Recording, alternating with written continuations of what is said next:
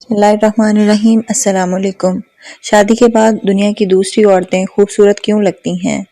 ایک شخص ایک تجربہ کار عالم دین سے اپنا مسئلہ دریافت کرتے ہوئے کہنے لگا، شروع میں جب میری بیوی مجھے پسند آئی تھی تو اس وقت وہ میری نگاہ میں ایسی تھی جیسے اللہ تعالیٰ نے اس دنیا کے اندر اس جیسا کسی کو بنایا ہی نہیں، اور جب میں نے اسے شادی کا پیغام دیا تو اس وقت میری نگاہ میں اس جیسی کئی ساری لڑکیاں تھیں۔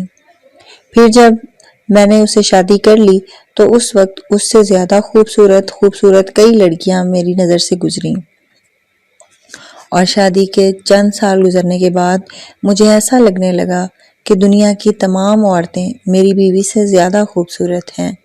شیخ نے کہا، کیا میں تمہیں اس سے بھی زیادہ عجیب و غریب چیز نہ بتاؤں؟ اس آدمی نے جواب دیا، جی ہاں، کیوں نہیں؟ حضرت نے کہا، اگر تم دنیا کی ساری عورتوں سے بھی شادی کر لو پھر بھی تمہیں ایسا لگے گا کہ گلی کوچوں میں پھرنے والے آوارہ کتے دنیا کی تمام عورتوں سے زیادہ خوبصورت ہیں۔